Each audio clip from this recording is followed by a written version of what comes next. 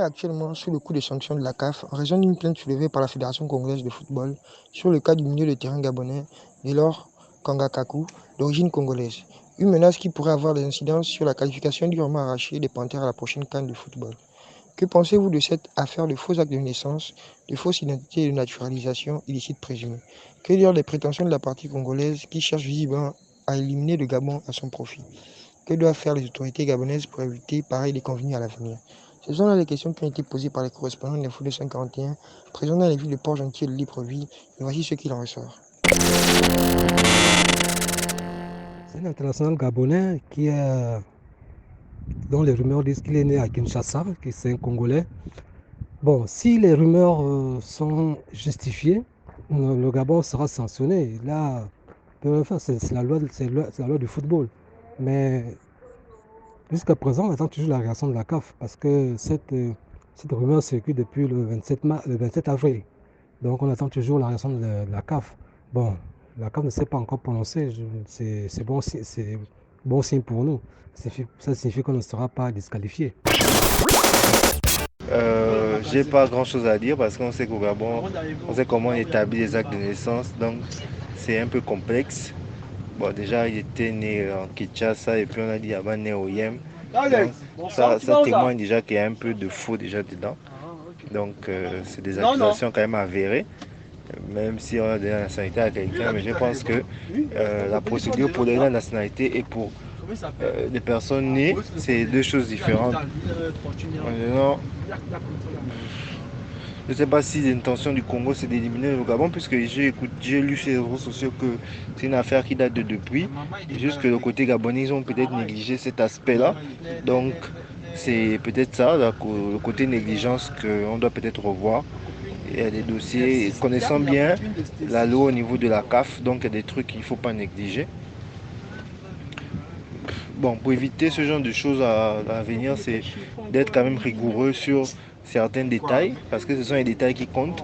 Donc, il faut du moins essayer d'être plus rigoureux sur ce genre de détails-là qui peuvent coûter cher, par exemple à la qualification des Gabonais pour la CAN ou bien pour la Coupe du Monde. Concernant l'affaire Kanga Gelor, j'espère que les autorités de la RDC et la CAF iront jusqu'au bout de leur procédure et que le Gabon sera éliminé de la CAN à venir, pour la simple et bonne raison que c'est inadmissible ce qui est en train de se passer. On avait déjà eu le cas Charlie Moussono qui nous avait coûté, et malgré ça, on continue à faire les choses de manière hasardeuse dans ce processus de naturalisation de joueurs étrangers. En tout cas, si c'est avéré, il faudrait que le Gabon soit sanctionné et que cette qualification durement obtenue, on la perde. Au moins, ça nous servira de leçon et la prochaine fois, on ne fera plus les choses dans l'amateurisme. C'est pas possible. Il y a quand même toute une organisation autour de l'équipe nationale. Pourquoi une telle chose peut arriver? Alors qu'on sait qu'il y a des textes et des lois qu'il faut respecter pour pouvoir faire jouer un joueur qui a été naturalisé. On avait déjà été sanctionné, il faut qu'on le soit encore. Mais là, il faut qu'on soit sanctionné de manière plus sévère pour que ça ne se reproduise plus.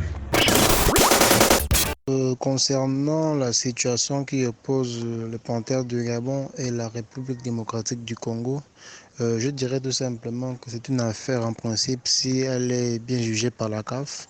Le Gabon ne risque aucune disqualification tout simplement parce que ce sera preuve contre preuve. Concernant Kanga Gelor, il faut dire que le joueur n'a jamais joué pour le Congo et de surcroît, ce dernier ne dispose d'aucun document légal d'état civil. Donc on va dire ni acte de naissance, ni passeport, ou encore moins de carte d'identité nationale. Donc c'est un peu ce vide juridique-là qui nous rassure et nous conforte en ce que les Panthères ne seront pas disqualifiés dans la mesure où, comme seule et unique preuve, la RDC n'a pu obtenir auprès de la CAF, déposer auprès de la CAF qu'une simple licence, alors que juridiquement une licence n'a aucune valeur devant la loi. Donc c'est un peu sur cela que les experts de la CAF vont se pencher. Mais naturellement, il faut dire que le Gabon n'a pas intérêt ou ne doit même pas stresser à ce sujet parce que tous les éléments fournis par la FEGAFOOT sont plus ou moins en notre faveur. Gaylor a été joueur à Manga Sport en club. Le même problème s'est posé avec le Daring Club Motema Pembe et ça a été classé sans suite. Donc on suppose que ce sera la même procédure, étant entendu que la RDC n'a donné aucun document officiel qui indique clairement que Gaylor Kanga est congolais, bien que c'est son pays d'origine. Le Congo reproche au Gabon d'avoir fait jouer Kanga Gaylor sans papier, donc dans la fraude. Dans le règlement de la CAF, il est dit que c'est 3 mois avant le match officiel que on doit faire le papier. Donc c'est 3 mois avant. Au plus tard, ça dans un espace de 3 mois. Mais Kanga Gaylor a joué au Gabon depuis les cadets. Donc avant de jouer le match avec les Panthères, il a d'abord évolué en cadet. Donc on peut dire, et ce qui est sûr, c'est que les papiers, la licence, parce que pour jouer en cadet, il faut une licence. Donc normalement, Kanga Gaylor, le problème de fraude ne se pose pas, puisque Kanga Gaylor a joué au cadet et pour jouer au Gabon dans n'importe quel club, il faut une licence, même chez les minimes, même chez les cadets, pire même encore, chez les professionnels, il faut une licence. Donc je pense que j'ai vu la FEGAFOOT qui a fait le communiqué pour dire qu'ils ont envoyé toutes les preuves à la CAF. Donc là, il va juste manquer au Gabon, on va dire, un avocat pour mieux défendre selon les règles de la CAF et tout ça.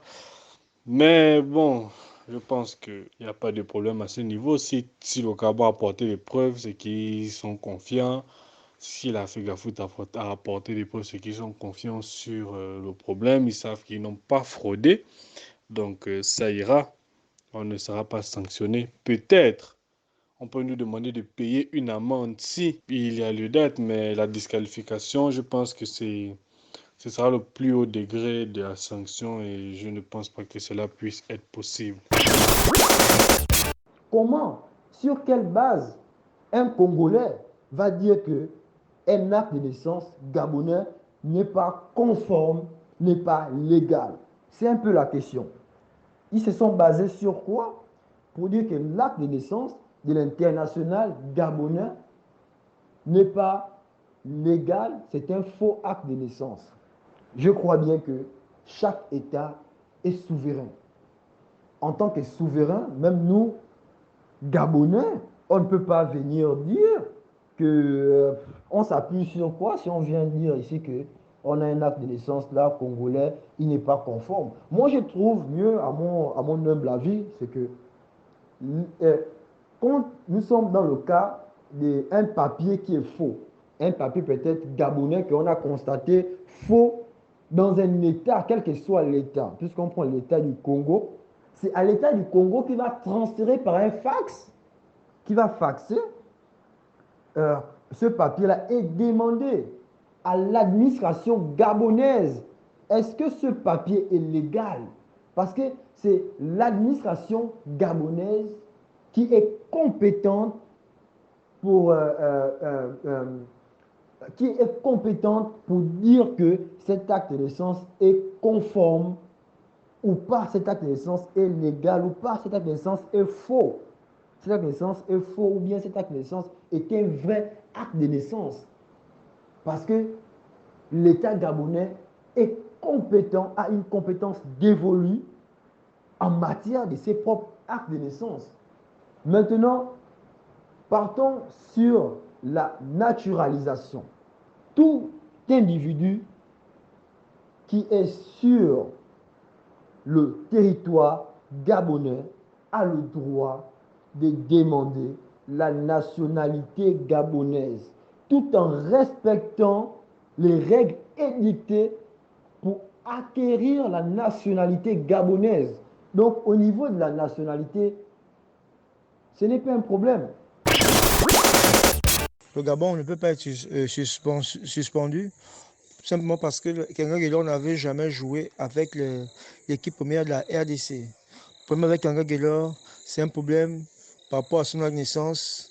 Donc, c'est un problème de nationalité. Donc, comment se passe la naturalisation des étrangers au Gabon?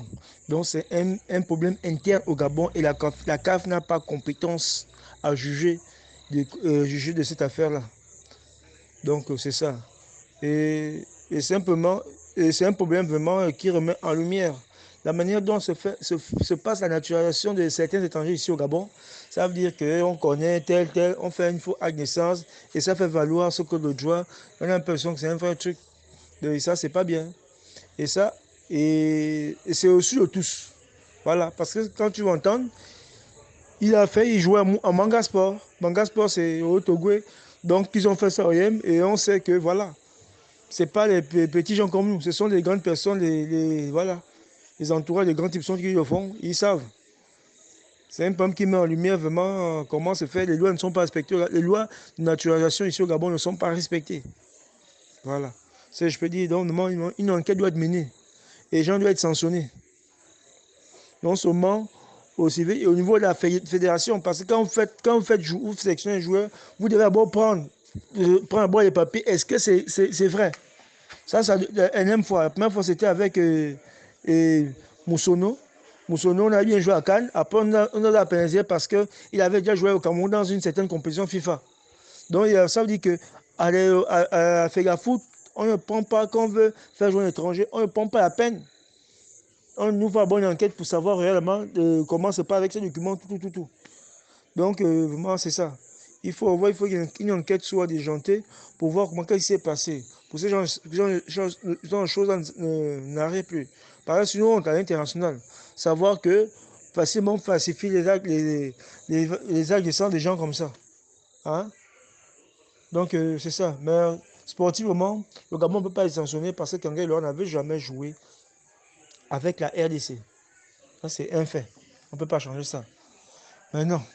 S'il y a d'autres éléments dans le dossier qu'on ne nous a pas encore communiqué, on attend pour voir. Kanga Gaylor n'est pas la première qui nous arrive. La première qui nous arrive, c'est-à-dire qu'on a déjà vécu un truc pareil.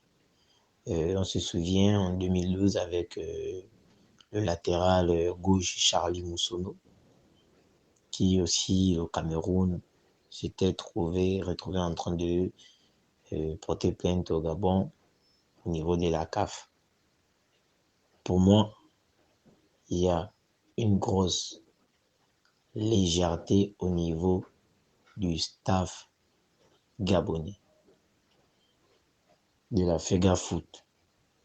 Je me dis, on n'est pas le premier pays au monde qui doit prendre des joueurs qui viennent de partout ailleurs.